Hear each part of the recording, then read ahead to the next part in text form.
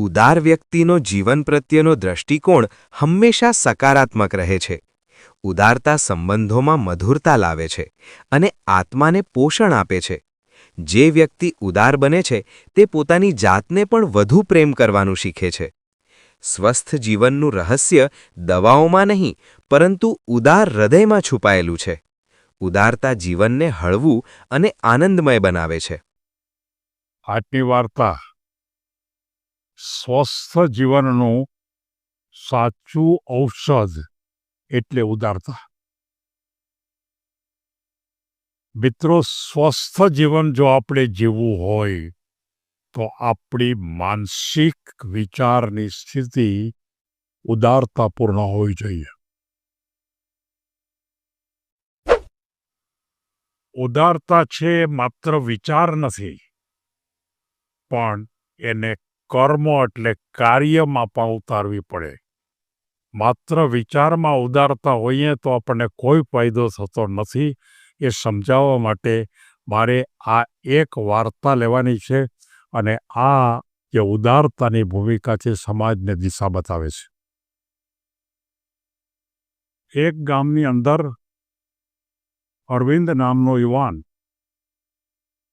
પોતાના જીવનમાં કોઈ પણ ભૂમિકા ઉપર એ પોતે ઉદારતાથી જ કામ કરતો. પોતાની પાસે જેટલી શક્તિ હોય એ શક્તિમાંથી અમુક શક્તિ એ અન્યને આપવાનો પ્રયત્ન કરે, જ્યારે જરૂર હોય એને. એનું પોતાનું ઘડતર જ એવા પ્રકારનું છે કે પોતાની શક્તિ માત્ર બીજાના માટે વાપરવાનો વિચાર એના માટે આવે નહીં, એ વાત જ નહોતી. એ પોતાની શક્તિમાંથી, જેમ આપણે ઉપનિષદમાં પણ એમ કહેવાય છે કે તમારી શક્તિનો 10% ભાગ અન્ય માટે વાપરો. કારણ કે આપણે જે કંઈ શક્તિ મેળવીએ છીએ સમાજમાંથી મેળવીએ છીએ, માટે સમાજનો હિસ્સો 10% છે એને પાછો આપવો જોઈએ. એવા સિદ્ધાંત ઉપર અરવિંદ કામ કરતો. અને બીજો એનો મિત્ર નિલેશ, એ સંપૂર્ણ સ્વાર્થમાં, એટલે બધું જ ભેગું જ કરવું, કોઈને આપવું જ નહીં. જ્ઞાન હોય તો પણ ભેગું કરવાનું. કોઈ પણ ક્ષેત્રે એના વિચારો જેવા કે આપણે જે કાંઈ કામ કરી એ આપણા માટે કરવાનું છે. આપણે બીજા માટે શું કામ કરવું જોઈએ? અને બીજાને માટે કરવું હોય તો એ લોકોએ કામ કરવું જોઈએ. આપણે બીજાના માટે કામ કરવાની જરૂર નથી. હવે આ બંને વિચારધારાની ભૂમિકા ઉપર મારે એક વાર્તા બતાવી છે. આ એક ગામમાં બંને મિત્રો રહેતા હતા. કોઈ એક વખત ગામની અંદર એકદમ ભારે વરસાદ તૂટી પડ્યો. એકદમ વરસાદ, જેને આપણે એમ કહી શકાય કે લગભગ ખેતરની અંદર બધું જે વાવેલું હતું તણાઈ ગયું. માણસોના બધા મકાનો હતા એ મકાનો પણ પડી ગયા. વરસાદ ને તોફાન ને વાવાઝોડું ને આ બધી પરિસ્થિતિની અંદર આખું ગામ છે એ પરવશ બની ગયું. પોતાની પાસે કંઈ નહીં, બધું જ ચાલી ગયું. ઘરમાંની બધી વસ્તુ તણાઈ ગઈ, મકાનો પડી ગયા. આવા પ્રકારની પરિસ્થિતિ બની. હવે એ વખતે માણસોએ શું કરવું? બધાય મુશ્કેલીમાં મુકાઈ ગયા. અરવિંદના મનમાં પ્રશ્ન થયો કે આ સમયે મારે માત્ર ને માત્ર બીજા બધા માટે કામ કરવું જોઈએ. મારી પાસે જે અનાજ પડ્યું છે મારા ઘરમાં, મારી પાસે એનું ઘર હજી પ્રમાણમાં ઠીક હતું, અને એ અનુસંધાને એણે પોતાનું અનાજ છે એ ગામમાં વેચવાની શરૂઆત કરી. જેને વસ્તુ જોતી હોય વસ્તુ પણ આપે, અને એ રીતે પોતાની તમામ સંપત્તિ એ ગામના માણસોને આપવા માટે શરૂઆત કરી.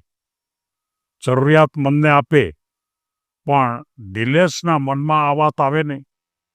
નિલેશના ઘરમાં પણ વસ્તુ ખૂબ હતી, પણ નિલેશ તો એમ જ હતો કે કદાચ હજી વધારે પરિસ્થિતિ ખરાબ થાય અને એ વખતે મારે જરૂરિયાત પડે તો હું શું કરું? એટલે નિલેશ છે એ ખરેખર કોઈને આપતો નહોતો. અને આ રીતે આખી જે ભૂમિકાની થઈ, અરવિંદે આ બધું પોતાનું વેચી નાખ્યું, અને નિલેશ હજી કોઈ પણ પ્રકારની વાત વેચતો નહોતો. માણસો કેટલાક બચી ગયા, બાળકોને ભોજન પણ મળ્યું, બીમારોને દવા પણ મળી અને ગામમાં ફરી વખત આત્મવિશ્વાસ ઊભો થયો. આજે અરવિંદની પ્રવૃત્તિના અનુસંધાનમાં લોકોએ એની પ્રશંસા કરી, એને સન્માન કર્યું. જ્યારે આ પરિસ્થિતિ વહી ગઈ ત્યારે બધાએ ગામ આખાએ ભેગા થયા અને એનું એક મોટું સન્માન કર્યું કે ગામને બચાવવા માટે અરવિંદે જે કામ કર્યું છે એ આપણા ગામનું રત્ન કહેવાય અને એને ગામના રત્ન તરીકેનો એવોર્ડ પણ આપ્યો. ખેતીમાં પણ સારો સહકાર મળ્યો.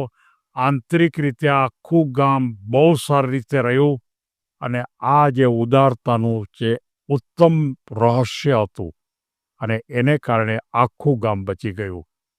આપવાથી આત્મસંતોષ મળે છે અને લેનાર છે એની પોતાની મુશ્કેલી છે એ ચાલી જાય છે. એટલે ઉદારતાની ભૂમિકા છે એ બંનેને ફાયદો છે. લેનારને પણ ફાયદો છે, આપનારને પણ ફાયદો છે.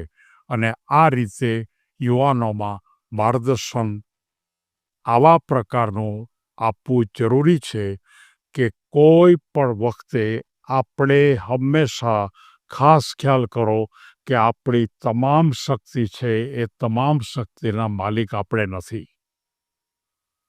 આપણે જે શક્તિ મેળવી છે એ આપણે સમાજ પાસેથી મેળવી છે અને જો સમાજ જ ન હોત તો આપણે શક્તિ કેવી રીતે મેળવત? માણસો જ ન હોત તો આપણે શક્તિ કેવી રીતે મેળવીત? આપણે કદાચ સ્કૂલો જ ન હોત તો આપણે વિદ્વાન કેવી રીતે થાત? આપણે ખેતી જ ન કરતા હોત તો આપણને અનાજ કેવી રીતે મળત? આ બધી બાબત કુદરતની છે અને એ સમાજની આખી ભૂમિકામાં આપણે જે કાંઈ મેળવીએ એમાંથી ઓછામાં ઓછું 10% આપણે સમાજને પાછું આપવું જોઈએ. એટલે કે જરૂરિયાતવાળાને પાછું આપવું જોઈએ. અને એ પણ ભૂમિકા છે એને ઉદારતા કહી શકાય. અને આ ઉદારતા અરવિંદે જે બતાવી અને નિલેશે સ્વાર્થ બતાવ્યો ત્યારે બંને યુવાનોની આખી જે પરિસ્થિતિ છે એમાં અરવિંદનું જીવન એકદમ સારું ગયું, ખૂબ સારી રીતે રહ્યો, સ્વસ્થતાથી પોતાનું જીવન પસાર કર્યું, લાંબુ આયુષ્ય પણ થયું. જ્યારે નિલેશને આમાંની કોઈ બાબત કુદરતે ન આપી અને એના જીવનમાં કેટલાય દુઃખો પણ થયા. મારે તમામ માતા પિતાને કહેવું છે કે તમે તમારા સંતાનોમાં ઉદારતાનો ગુણ વિકસાવશો. ઉદારતાની ભૂમિકા શું કહી શકાય બતાવવાનું એને સમજાવશો. હું એમ નથી કહેતો કે તમે તમારી બધી જ બાબતો 100% આપી દો, પણ તમે થોડી બાબતો, થોડીક વસ્તુ, થોડીક શક્તિ તમે જો તમારા સંતાનો અન્યને આપે તો આ સમાજ ટકી રહે. એ સંદેશો કુદરતનો સંદેશો છે. ઉપનિષદમાં પણ આ વાત લખેલી છે અને આપણે પણ આનો વધારેમાં વધારે પ્રચાર કરીએ એવી લાગણી સાથે મારી વાત પૂરી કરું છું. ધન્યવાદ.